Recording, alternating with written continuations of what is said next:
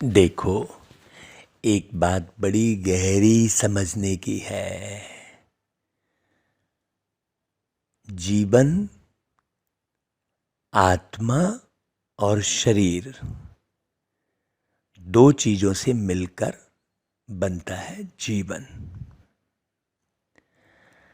दुनिया में लोग कहते हैं आत्मरक्षा, शरीर रक्षा नहीं बोलते। मतलब जो भी व्यक्ति आत्मा की रक्षा करता है अर्थात स्वयं की रक्षा करता है। भाई, आत्मा की रक्षा किससे करनी पड़ेगी? क्योंकि आत्मा तो अजर अमर अविनाशी है। आत्मा तो अग्नि में जलती नहीं है, पानी में गलती नहीं है। आत्मा को चक्कू से मारा नहीं जा सकता। आत्मा को जहर खिला के खत्म नहीं किया जा सकता। तो फिर आत्मरक्षा किससे? सोचो, आत्मा किससे असुरक्षित है?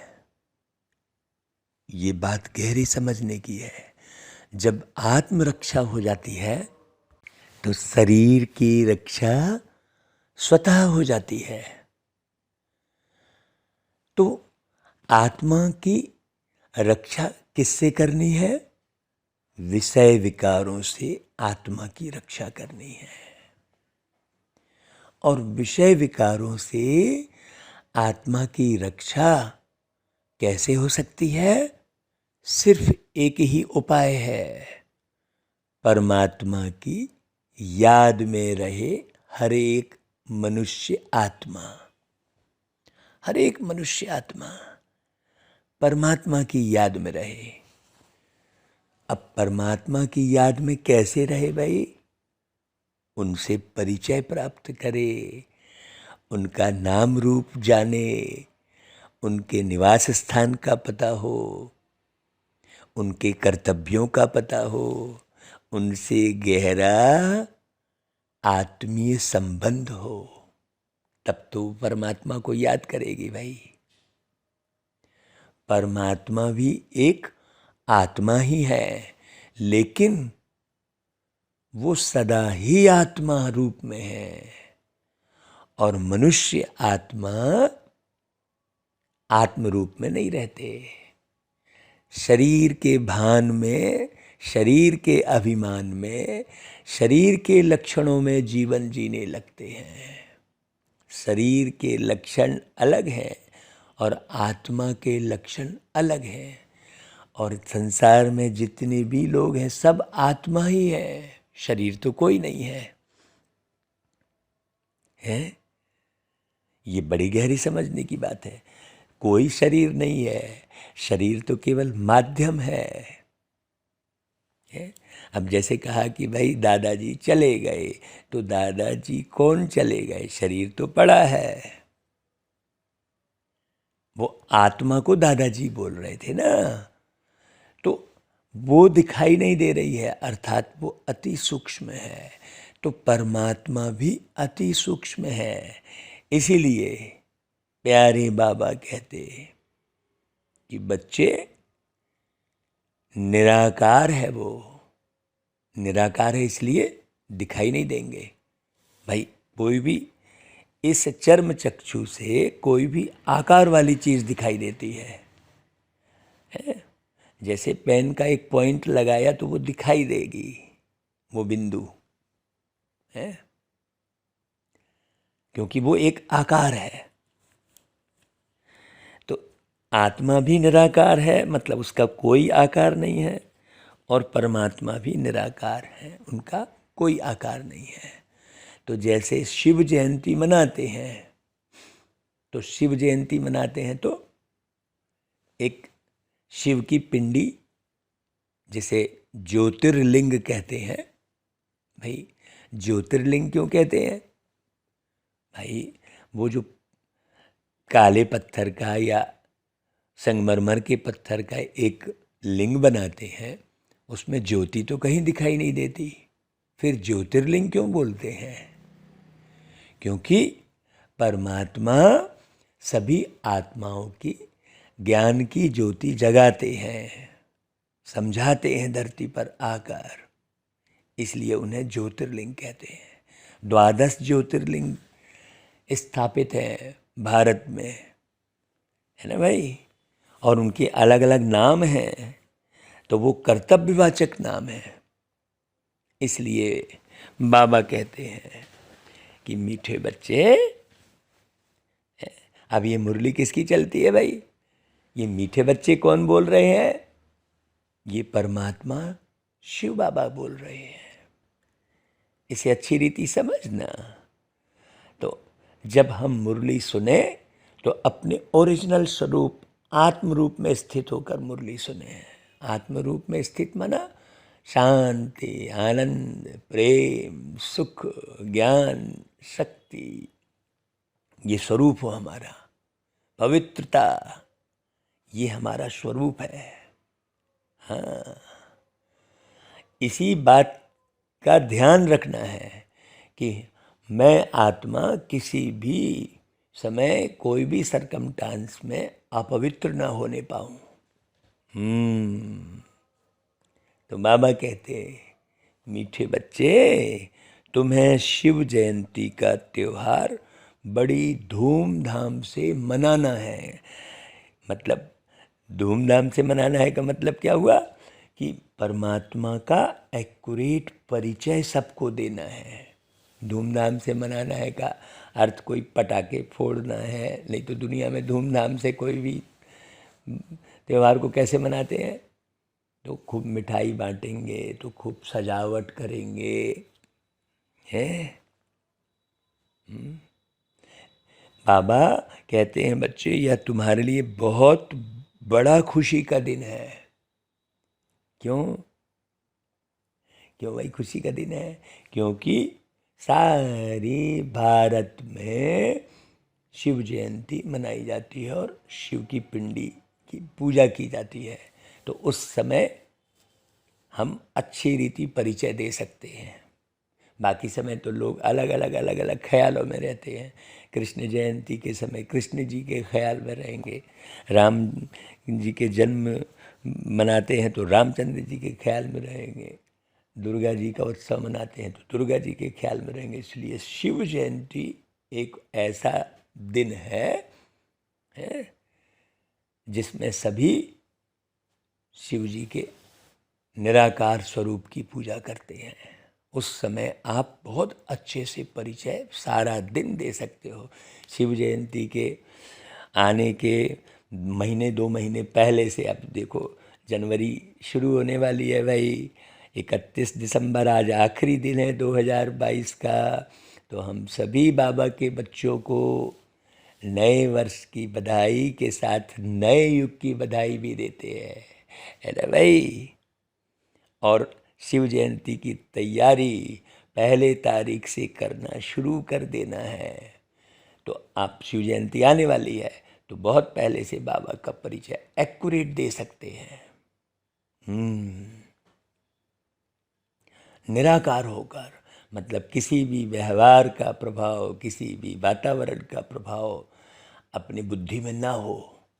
ऐसी बुद्धि बिल्कुल बाबा के पास बुद्धि पहुंची हुई हो।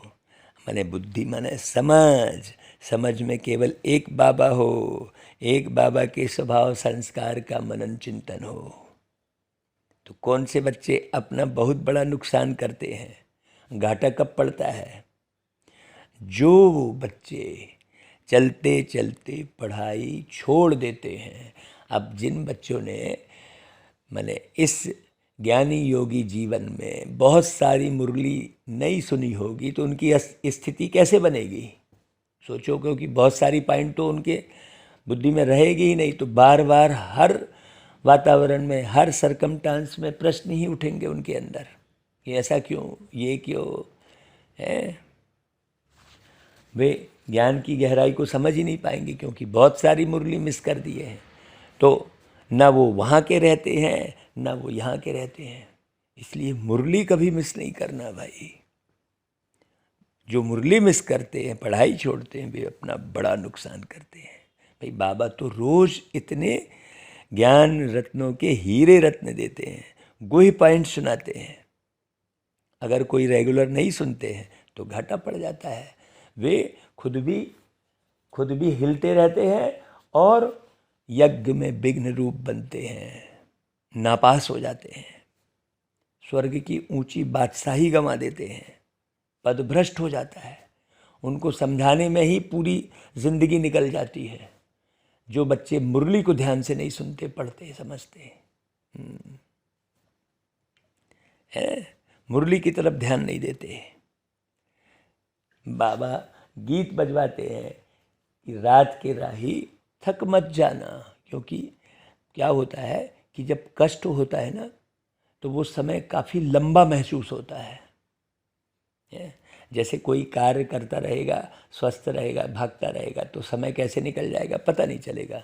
लेकिन यदि शरीर में थोड़ा भी कष्ट होगा, बुखार चढ़ी होगी, कुछ और समस्या होगी, तो वो समय लंबा लगता है। पड़े पड़े बोले अरे कितने दिन हो गए। ऐसा ही ये कलयुग है, ये कष्टों का युग है, ये काफ़ी लंबा महसूस होता है।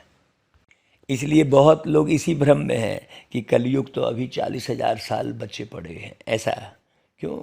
कष्टों का समय जो है ना लंबा महसूस होता है। तो ओम शांति। भाई बाबा कहते हैं कि यह रात और दिन तो मनुष्यों के लिए है। शिव बाबा के लिए रात और दिन तो है ही नहीं। रात और दिन तो तुम बच्चों के लिए है और बाकी सभी मनुष्यों के लिए है। इसलिए देखो, ब्रह्मा की रात और ब्रह्मा का दिन गाया जाता है। शिव का दिन और शिव की रात ऐसे कभी नहीं कहा जाता है। क्यों? क्योंकि शिव बाबा रात और दिन से परे हैं, ज्ञान और अज्ञान से परे हैं। वो ज्ञान के सागर हैं, है ना भाई। लेकिन ज्ञान का उनको कोई घमंड नहीं है। यहाँ तो दुनिया में थोड़ा सा भी ज्ञान होगा तो कितना घमंड हो जाता है, वीआईपी बनने लगते हैं। सोचो, बड़ी गहरी बात है यहाँ पर। दिन और रात का अर्थ बड़ा गहरा है ना भाई। तो ब्रह्मा की रात तो सिर्फ एक ब्रह्मा भी नहीं कहा जाएगा, और एक की रात तो होती नहीं है, रात तो सबके लिए होती है। तो गाया जाता है ब्राह्मणों की रात। कौन सी है ब्राह्मणों की रात? ये कलयुग है, ब्राह्मणों की रात। तुम जानते हो अभी है भक्ति मार्ग का अंत, साथ साथ घोर अंधियारे का भी अंत। जैसे अंधेरे में भटकते हैं ना लोग, ढूंढते हैं, कुछ दिखाई नहीं देता, कुछ समझ में नहीं आता है। वैसे ही भक्ति में लोग भगवान को ढूंढते हैं, कुछ समझ में नहीं आता कि कौन है भगवान, कहाँ। तो अंधेरा हुआ ना भाई, कुछ समझ में नहीं आता कौन भगवान है। तो अंधेरा कहलाया कि नहीं, रात कहलाई कि नहीं। तो बाबा कहते हैं कि मैं आता ही तब हूँ जबकि ब्रह्मा की रात होती है। मैंने सब अंधेरे में, अज्ञानता के अंधेरे में भटकते रहते हैं। तो परमात्मा आ भी जाते हैं तो पहचान नहीं पाते, क्यों? अंधेरे में है। अंधेरे में थोड़ी पहचान में आएगा कोई। सोचो, तुम अभी सवेरे के लिए चलने लग पड़े हो, अभी सवेरे की तरफ बढ़ रहे हो, मतलब ज्ञान की तरफ बढ़ रहे हो। जब तुम ब्रह्मा की संतान आकर बनते हो तब तुमको ब्राह्मण कहा जाता है। तो ब्राह्मणों की रात पूरी हो, फिर देवताओं का दिन शुरू होता है। मतलब जब पूरा ज्ञान होता है तो हमारे अंदर दिव्य गुण आते हैं। फिर आसुरी गुण नहीं रह जाते, आसुरी अवगुण कहेंगे, है ना भाई। तो बाबा जो ज्ञान यज्ञ शुरू करते हैं उससे ब्राह्मण जाकर देवता बनेंगे। इस यज्ञ से बहुत बड़ी बदली होती है। पुरानी पूरी दुनिया बदलकर नई हो जाती है। कलयुग है पुराना युग और सतयुग है नया युग। जैसे 2022 अब पुराना कहेंगे और 2023 नया कहेंगे, तो ये तो वर्ष की बात हो गई। वैसे ही युग है ना भाई, बहुत बारीक बात समझना। तो सतयुग है नया युग, फिर त्रेता है 25% पुराना, है ना भाई। जैसे 12 महीने हैं तो 3 महीने बाद नया वर्ष थोड़ी बोलेंगे, नया वर्ष आ गया नहीं बोलेंगे, है ना भाई। वो 25% पुराना हो गया। द्वापर फिर 50% पुराना। बहुत अच्छी रीति समझ रहा बाबा, कितनी गहरी बात बता रहे हैं। मैंने द्वापर मतलब दो राहे पर जब भटकने लग गए, और कलयुग को सब पुरानी दुनिया कहेंगे। ईश्वर कहा जाता है बाप को। जो ईश्वर राज्य स्थापन करते हैं वो हमारे बाप हैं, है ना भाई। परम पिता है कहते हैं। अभी बाप शब्द यदि अच्छा ना लगे तो परम पिता कह लो भाई, लेकिन बाप तो कितना प्यारा शब्द है भाई। बाप कहते हैं मैं कल्प कल्प संगम युग में आता हूँ। टाइम तो लगता है ना, यूं तो है 1 सेकंड की बात, परंतु विकर्म विनाश होने में समय लगता है। ज्ञान समझने में समय नहीं लगता, क्योंकि विकर्म विनाश होने में समय क्यों लगता है? क्योंकि 2500 वर्ष से है पाप के घेरे में है, इसलिए आधा कल्प के पाप सिर पर हैं। आत्मा में आधा कल्प के पाप जमा है, इसलिए कष्ट जल्दी से खत्म नहीं होते। अभी कोई बोले कि अरे यार ज्ञान में चलने के बाद भी हमको ऐसा कष्ट है, ज्ञान में चलने के बाद तो ज़्यादा कष्ट मिला। आधा कल्प के पाप सिर पर है ना भाई। ज्ञान में चलना अर्थात इलाज भी हो रहा है आत्मा का, तो इलाज में तो टाइम लगेगा ना भाई। जो आत्मा 2500 वर्ष से बीमार है तो कितने इंजेक्शन लगाने पड़ेंगे उसको ज्ञान के, सोचो। जो 2500 वर्ष से अज्ञानता के अंधेरे में भटक रही है जो मनुष्य आत्मा है, तो कितना इलाज करना पड़ेगा, टाइम तो लगेगा ना भाई बीमारी को समाप्त होने में। तो बाप स्वर्ग के रचता है, तो तुम बच्चे भी स्वर्ग के मालिक तो बनेंगे ना। परंतु सिर पर जो पापों का बोझा है उनको उतारने में टाइम लगता है। अब कोई भी गाड़ी बिगड़ जाती है भाई, अपन गाड़ी चला रहे होते हैं, चाहे 2 व्हीलर हो चाहे 4 व्हीलर हो, तो कहीं से आवाज़ आती है, घर घर ये वो टपर टपर ऐसी आवाज़ आएगी, तो लगेगा नहीं यार कुछ बिगड़ गया है। तो फिर झट उतरेंगे गाड़ी से और देखेंगे कहाँ से आवाज़ आ रही है, अच्छा ये स्क्रू ढीला हो गया है, ऐसा देखेंगे ना भाई। और फिर कहीं ऐसी आवाज़ आएगी मशीन के अंदर से तो पता ही नहीं चलता, तो फिर अब मिस्त्री को दिखाना पड़ता है कि देखो भैया ये आवाज़ कहाँ से आ रही, हमारी तो समझ में नहीं आ रहा है। तब फिर वो जानकार मिस्त्री उस गाड़ी को खोलता है। ऐसे ही है, ये बड़ी गहरी बात बाबा ने टच की है। ऐसे ही आपके अंदर अशांति है, माने आवाज़ है ना भाई, आवाज़ हो रहा है ना आपके अंदर, क्रोध उत्पन्न हो रहा है, ईर्ष्या उत्पन्न हो रही है, तो ये आवाज़ हो रही है ना। इसका मतलब है, इसका मतलब क्या है, इलाज कराना पड़ेगा भाई, इसे ले जाना पड़ेगा। आत्मा बीमार हो गई, आवाज़ कर रही है, लड़ रही है, झगड़ रही है, दुखी हो रही है, परेशान हो रही है, हंगामा कर रही है। देखो सारी दुनिया में कितना हंगामा करते हैं, तो आत्मा को कौन किसके पास ले जाना पड़ेगा? परमात्मा के पास। वो इलाज करते हैं फिर, क्योंकि अज्ञानता के कारण आत्मा बीमार हो गई है, तो परमात्मा फिर ज्ञान इंजेक्शन देते हैं। कहते हैं ज्ञान अंजन सतगुरु दिया, अज्ञान अंधेर विनाश। सतगुरु कौन है?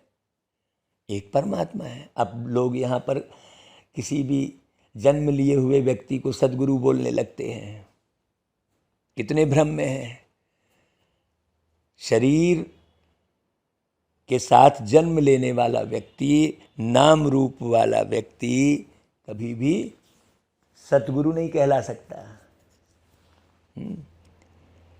सतगुरु मिले मेरे सारे दुख बिसरे, अंतर के पट खुल गयो रे, सतगुरु मिले, ऐसे गीत था। तो विकर्म विनाश होने में समय लगता है? वो परमात्मा बाप स्वर्ग बनाते हैं, स्वर्ग रचते हैं, तो तुम बच्चे भी स्वर्ग के मालिक तो बनेंगे ना, परंतु सिर पर पापों का जो बोझा है उनको उतारने में टाइम लगता है, इसलिए योग लगाना पड़ता है। तो अपने को आत्मा जरूर समझना है। सारा रोला ही इसी बात का है। चमड़ी के भान में जीवन बिताते हैं लोग, पूरे समय नैन नक्श का भान, अपने वस्त्रों का भान, उसी कॉन्शियस में रहते हैं। किसी से भी मिलेंगे तो झट खूबसूरत चेहरा देखेंगे, नाक नक्शा देखना शुरू करेंगे, दूसरे का भी चेहरा ही देखते रहेंगे और अपना भी चेहरा देखते रहेंगे। दर्पण के सामने है तो देखेंगे, और दर्पण से अलग हो गए तो भी अपना ही चेहरा दिखता रहेगा चमड़ी के भान में। तो जो चर्म के भान में रहेगा वो भगवान के मर्म को नहीं जान सकता। तो योग क्या है? चमड़ी के भान से मुक्त रह निराकार परमात्मा की याद करना योग है। आगे जब बाबा कहते थे तो जिस्मानी बाप याद आता था, अभी बाबा कहने से बुद्धि ऊपर चली जाती है, इस देह दुनिया दौलत से ऊपर चली जाती है। दुनिया में और किसकी बुद्धि में यह नहीं होगा कि हम आत्मा निराकार रूहानी बाप की संतान है। हमारे बाप टीचर गुरु हैं, दोनों हैं, बाप भी हैं। तो बाप भी रूहानी है, टीचर भी रूहानी है और गुरु भी रूहानी है और एक ही है। तो याद भी उनको करते हैं। भाई यह है पुराना शरीर, इनको क्या श्रृंगार करना है? सोचो, इसको श्रृंगार करने की जरूरत नहीं है। लेकिन पूरे समय व्यक्ति शरीर के श्रृंगार के भान में ही रहता है। वो जूता पहनेगा तो जूते के भान में रहेगा, अच्छी महंगी वाली ड्रेस पहन लेगा तो ड्रेस के भान में रहेगा, कार में घूमेगा तो कार के भान में रहेगा, बंगला बना लेगा तो बंगले के भान में रहेगा, है?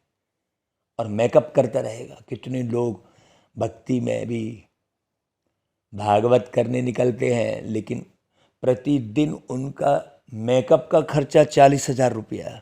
वो बिल्कुल बन ठन के भागवत करने बैठेंगे तो काहे की भक्ति, और सारे लोग उनके मेकअप किए हुए चेहरे को ही देखते रहेंगे। पूरी भीड़ किसके दर्शन कर रही होती है? उस भागवत करने वाले श्रृंगार किए हुए व्यक्ति के चेहरे को देख रही होती है पूरी भीड़। ज्ञान तो गया एक किनारे।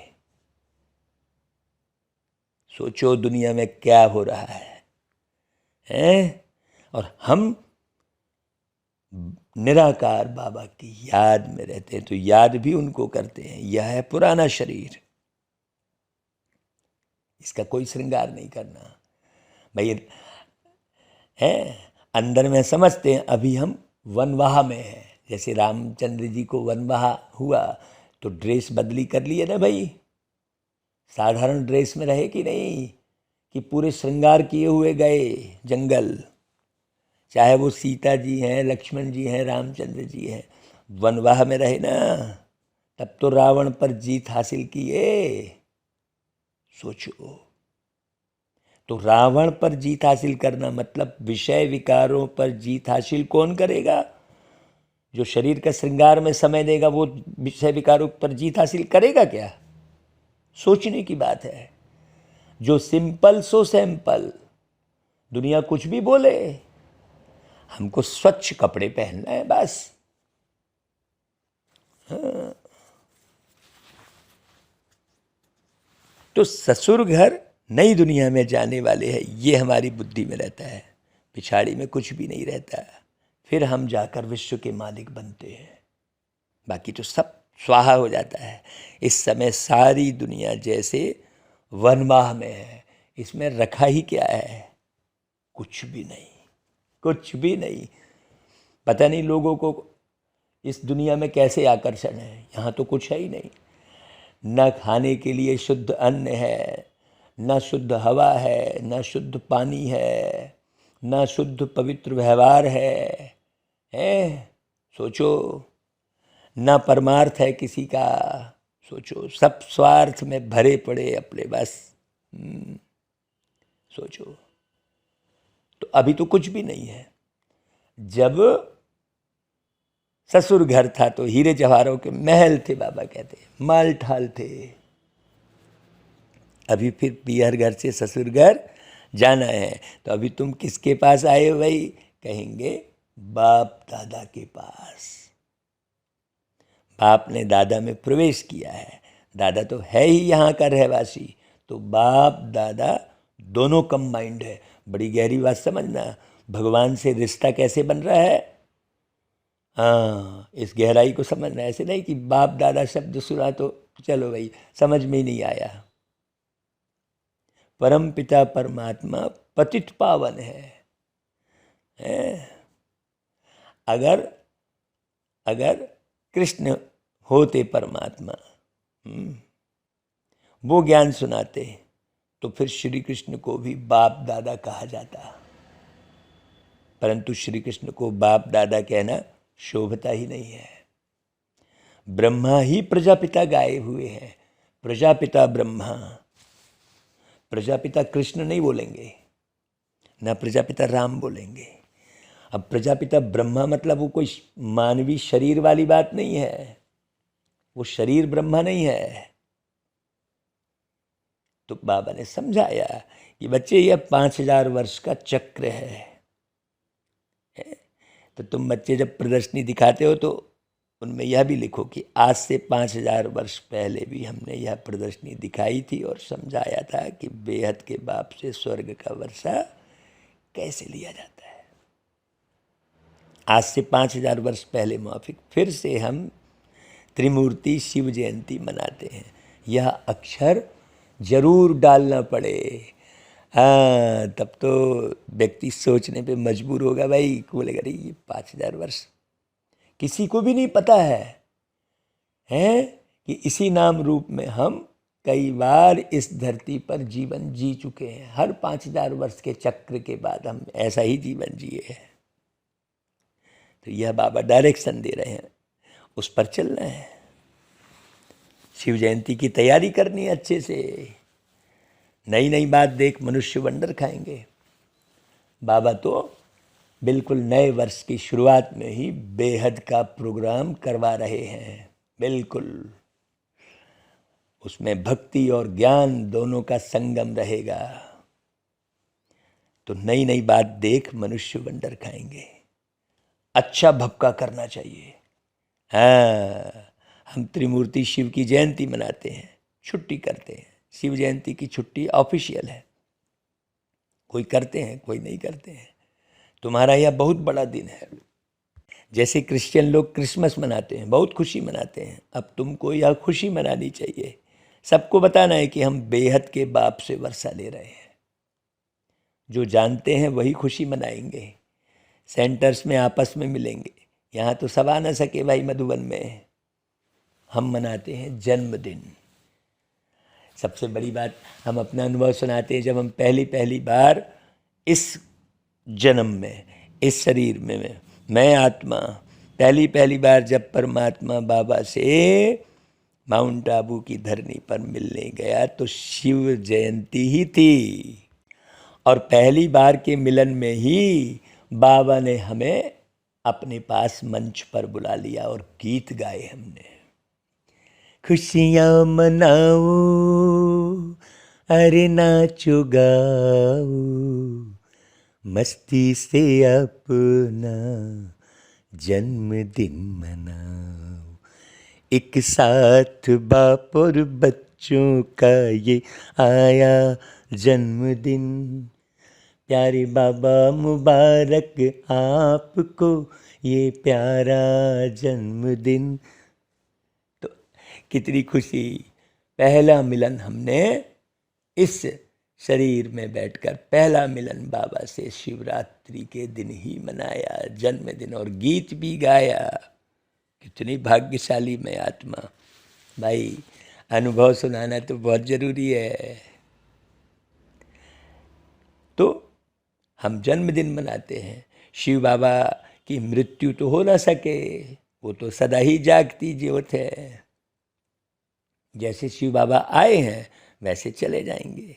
ज्ञान पूरा हो गया, लड़ाई शुरू हो गई, बस है। शिव बाबा को अपना शरीर तो कोई है नहीं। तुम बच्चों को अपने को आत्मा समझ पूरा देही अभिमानी बनना है। क्यों? क्योंकि तुम लंबे समय तक एक शरीर में बैठकर जीवन जीते हो, तो भूल जाते हो बार बार कि भाई हम आत्मा है, इसमें मेहनत लगती है। सतयुग में तो है ही आत्माभिमानी, वहाँ अकाली मृत्यु तो किसी की होती ही नहीं है। अपने ओरिजिनल स्वरूप में रहते हैं, कहीं भटकते नहीं। यहाँ तो बैठे बैठे काल आ जाता है, हार्ट फेल हो जाता है, कहेंगे ईश्वर की भावी, परंतु ईश्वर की भावी नहीं है, तुम कहेंगे ड्रामा की भावी। ड्रामा में इनका पार्ट ही ऐसा था। अभी तो है ही आयरन एज, नई दुनिया गोल्डन एज थी। बहुत बारीक बात समझना, जैसे एक नाटक चलता है तो जो मुख्य हीरो रहेगा वो पूरे समय रहेगा, उस नाटक में दिखाई देगा, और जो छोटे छोटे रोल हैं, और फिर आखिरी आखिरी में तो सबके छोटे रोल ही रहते हैं। आखिरी आखिरी में सबके रोल छोटे हो जाते हैं ना, चाहे वो हीरो भी हो चाहे कोई हो। अब खत्म हो रहा है नाटक तो सब जाने वाले हैं, तो एक के बाद एक सब जाने लगते हैं, और वो हीरो आखिरी समय तक ही दिखता है। सोचो, शुरू से लेकर आखिरी तक।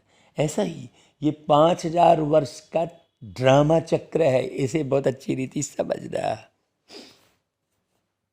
तो अभी जल्दी जल्दी शरीर छोड़ते हैं, अंतिम समय चल रहा है ना, ड्रामा का आखिरी चल रहा है पार्ट, है ना।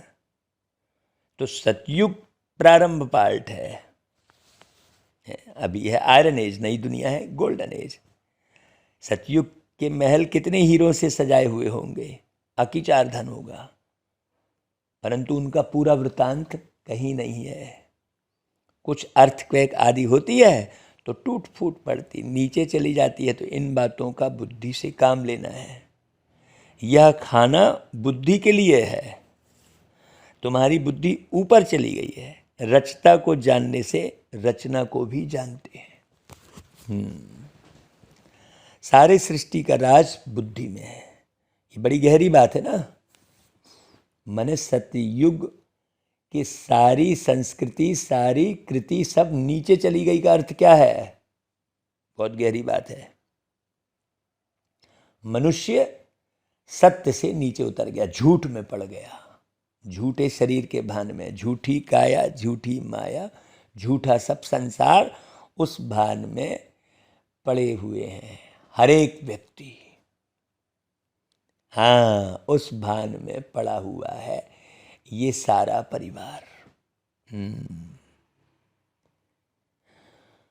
तो ड्रामा में सबसे ऊंचे कौन है? ऊंचे ते ऊंचे हैं भगवान। कौन है भगवान? भगवान सिर्फ एक ही है, वो है शिव। बाकी सब कौन है? भगवती है।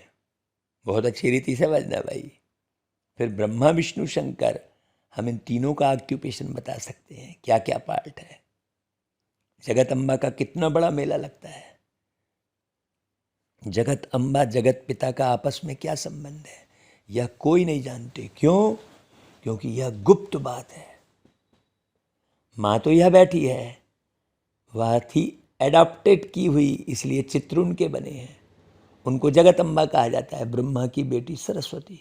भल माँ का टाइटल दिया है, परंतु थी तो बेटी ना।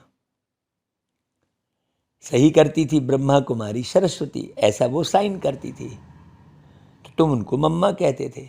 ब्रह्मा को माँ कहना तो शोभता नहीं है ना भाई, पुरुष काया है। यह समझने और समझाने में बड़ी रिफाइन बुद्धि चाहिए। यह बड़ी गुही बातें हैं। सरस्वती कौन और ब्रह्मा कौन, ये सब बारीक बातें हैं। तुम किसके भी मंदिर में जाएंगे तो झट उनका ऑक्यूपेशन जान लेंगे। भाई गुरु नानक के मंदिर में जाएंगे तो झट बता देंगे कि वह फिर कब आएंगे। उन लोगों को तो कुछ पता ही नहीं है, क्योंकि कल्प की आयु लंबी कर दी है। तो तुम वर्णन कर सकते हो। बाबा कहते हैं, देखो मैं तुमको कैसे पढ़ाता हूँ, आता कैसे हूँ, जरा अच्छे से गौर करके समझना कि बाबा कैसे पढ़ाते हैं। आज शरीरी अवस्था है बाबा की, शरीर का भान नहीं है, अपने ओरिजिनल स्वरूप में है, अपने घर की स्मृति में है सदैव बाबा, उस स्वरूप में पढ़ाते हैं। और आते कैसे हैं, उनको ये भी भान है कि भाई ये पर काया है, तो हमको भी ये भान रहना चाहिए, ये पर काया, ये काया आपने तो नहीं बनाई ना, ये काया तो आपको है दूसरी आत्माओं ने बना के दी है ना, तो आप भी तो पर काया में हो। तो ये बात समझने की है। अब श्री कृष्ण की तो यहाँ पर बात ही नहीं है। भाई गीता का पाठ करते रहते हैं, कोई 18 अध्याय याद करते हैं तो उनकी कितनी महिमा हो जाती है। एक श्लोक सुनाएंगे तो कहेंगे वाह वाह, इन जैसे महात्मा तो कोई नहीं है, ऐसा कहने लग जाते हैं। आजकल तो रिद्धि सिद्धि भी बहुत है, जादू का खेल बहुत दिखाते हैं। दुनिया में कितनी ठगी है, सोचो, बहुत ठगी है दुनिया में। बाबा तुमको कितना सहज समझाते हैं, परंतु बाबा तो समझाते हैं, परंतु पढ़ने वालों पर मदार है ना भाई, कितना गहरा पढ़ रहे हैं। मन लगे तब ना, मन तो लगा रहता है रिश्ते नातों में, वस्तुओं में, व्यक्ति में, शानो शौकत में। टीचर तो भाई एक रस पढ़ाते हैं, कोई नहीं पढ़ेंगे तो ना पास होंगे, यह भी होना जरूर है। भाई सारी राजधानी स्थापन होनी है तो हर प्रकार के व्यक्ति चाहिए। तो तुम यह ज्ञान स्नान कर ज्ञान का गोता लगाए परिस्तान की परी अर्थात स्वर्ग के मालिक बन जाते हो। रात दिन का फर्क है ना भाई, है। फिर तुम्हारे हृदय में किसी भी किस्म का कोई वर्ग भेद नहीं रहता, स्वर्ग के मालिक बन जाते हो। कितना राजा जैसा जीवन हो जाता है, अभी इसी संगम पर हो जाता है, इसी शरीर में रहते रहते। वह तत्व भी सतो प्रधान होने से शरीर भी एक्यूरेट बनता है। कहाँ? सतयुग के समय में जब हम सत्य पर चलते हैं तो प्रकृति भी सतो प्रधान हो जाती है, नेचुरल ब्यूटी रहती है। वहाँ कोई क्रीम पाउडर स्नो लगा के आर्टिफिशियल ब्यूटी नहीं दिखानी पड़ती कि केमिकल लगा के बाल काले कर दिए। क्या हुआ? मालूम तो सबको पड़ रहा है, कोई फायदा नहीं है, क्योंकि वह है ईश्वर की स्थापन की हुई भूमि। अभी तो आसुरी भूमि है। स्वर्ग नरक में बहुत फर्क है। अभी है नरक, इसलिए यहाँ कोई शरीर छोड़ता है तो कहते हैं स्वर्ग पधारा, तो नरक में था ना भाई। तो अभी तुम्हारी बुद्धि में ड्रामा के आदि मध्य अंत का राज बैठा हुआ है, नंबरवार पुरुषार्थ अनुसार। बाबा कहते हैं बच्चे अच्छी रीति पुरुषार्थ करो, है। बच्चियां नए नए स्थान पर चक्र लगाने जाती हैं, अगर अच्छी माताएं आदि हैं तो सर्विस को जमाना पड़े अच्छे से। सेंटर पर अगर कोई नहीं आते हैं तो अपना नुकसान करते हैं, कोई पढ़ने के लिए नहीं आते हैं तो उनको फिर लिखना चाहिए। तुम पढ़ते नहीं हो, इससे तुमको बहुत घाटा पड़ जाएगा। सीधी सी बात है, घाटा पड़ता हुआ स्पष्ट दिखाई देता है, पढ़ते ही नहीं है। जमाने भर के ये फिल्म और ये ड्रामा और गाना और सब में लगे रहेंगे, लेकिन बाबा की मुरली को ध्यान से पढ़ेंगे नहीं तो धम चक्कर मचाते रहते हैं, तो क्या उनका भविष्य बनेगा? सोचो। तो रोज रोज बहुत गुई पॉइंट्स निकलती है। यह है हीरे रत्न, तुम पढ़ेंगे नहीं तो नापास हो जाएंगे। हर बार नापास होते रहते हैं, मतलब भगवान के पास का अनुभव होता ही नहीं, कभी कभी नहीं होगा। बाबा, अब जिसको बाबा के पास का अनुभव नहीं होगा वो ऊंचे स्वर्ग की बादशाही तो गंवा ही देंगे ना भाई। तो मुरली तो बहुत गहन गंभीरता से, रमणीकता से रोज सुनना चाहिए है भाई। ऐसे बाबा को यदि छोड़ दिया तो याद रखना, नापास हो जाएंगे, फिर बहुत रोएंगे, खून के आंसू बहाएंगे। तो पढ़ाई तो कभी नहीं छोड़नी चाहिए। बाबा रजिस्टर देखते हैं कितने रेगुलर आते हैं, ना आने वाले को फिर सावधान करना चाहिए। ऐसे लिखा पढ़ी करो, तब तुम स्कूल को अच्छी तरह उठा सकेंगे। ऐसे नहीं कोई नहीं आया तो छोड़ दिया। भाई टीचर को होना रहता है कि हमारे स्टूडेंट जास्ती नहीं पास होंगे तो इज्जत जाएगी। तो बाबा लिखते भी हैं तुम्हारे सेंटर पर सर्विस कम चलती है, शायद तुम सोते रहते हो। हाँ, 2-4 भी नहीं आ रहे हैं, वो काहे का सेंटर है भाई, है? सोचो भाई, रोज कोई ना कोई पढ़ने वाले तुम्हारे पास सामने बैठे रहने चाहिए और तुम्हारे को पढ़ाते रहना चाहिए बाबा की पढ़ाई। ऐसे नहीं जो दुनिया भर की बातों में समय पूरा गंवा दिया, रात और दिन। अच्छा भाई, बाबा फिर याद प्यार देते हैं, मीठे मीठे सिकिलधे बच्चों प्रति माता पिता बाप दादा का याद प्यार और गुड मॉर्निंग। रूहानी बाप की रूहानी बच्चों को नमस्ते, और हम रूहानी बच्चों की रूहानी माता पिता बाप दादा को याद प्यार गुड मॉर्निंग और नमस्ते। अभी धारणा के लिए सार, बहुत गहरे से सुनना और उसे तुरंत फॉलो करना भाई।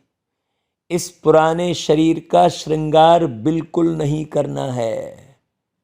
हाँ, वनवाह में रह नए घर में चलने की तैयारी करनी है।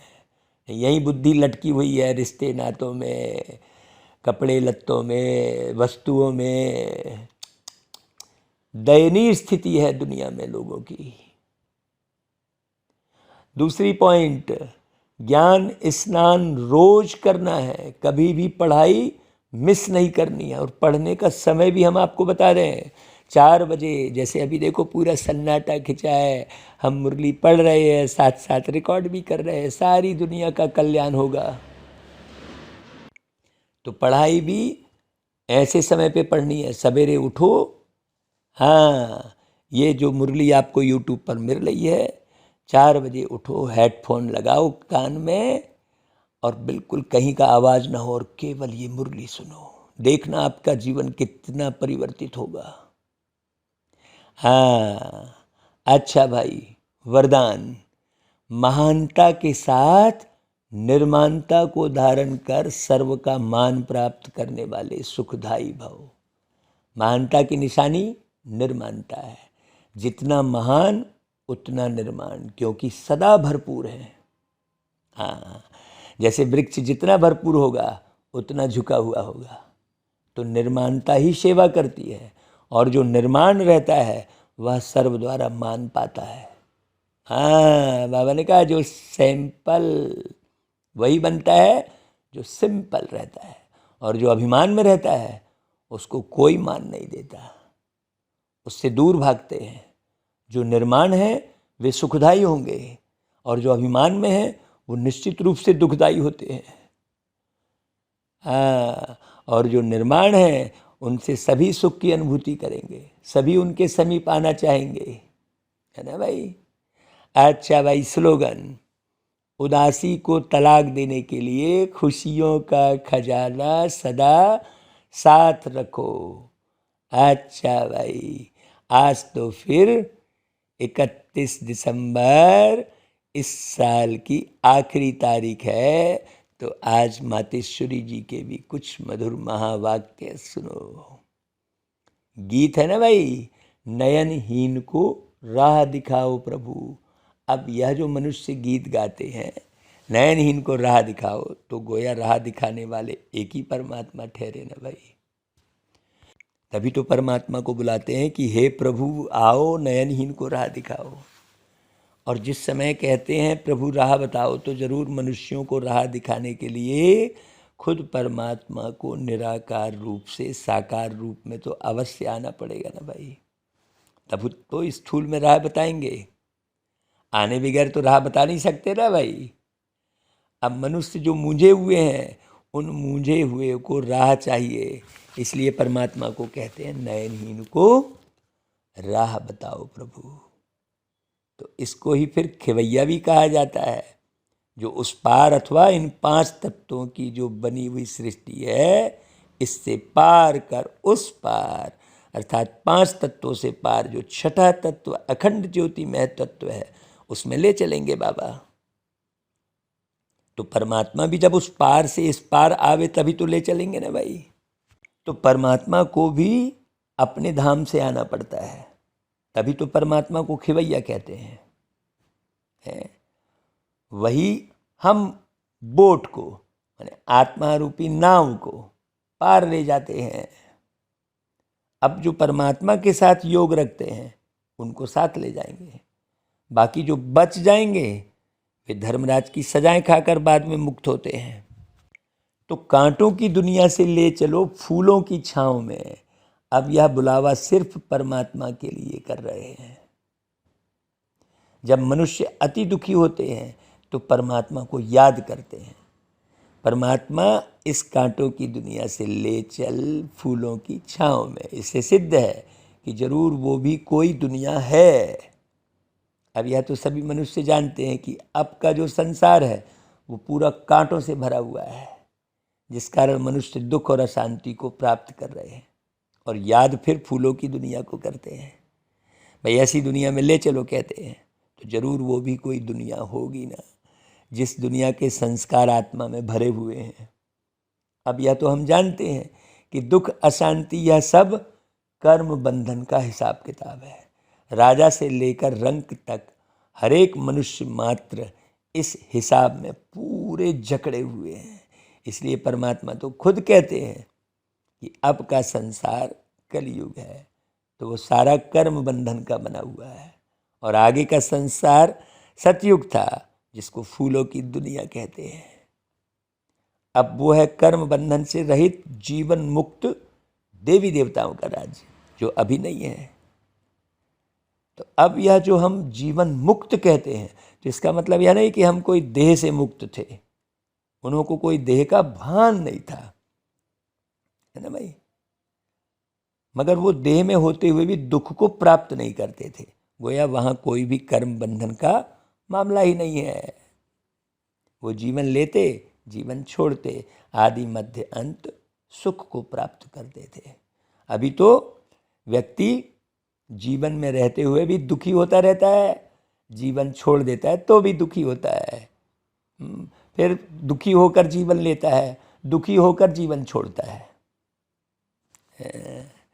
वो जीवन लेते, जीवन छोड़ते, आदि मध्य अंत सुख को ही प्राप्त करते हैं। तो जीवन मुक्त का मतलब है जीवन होते कर्मातीत।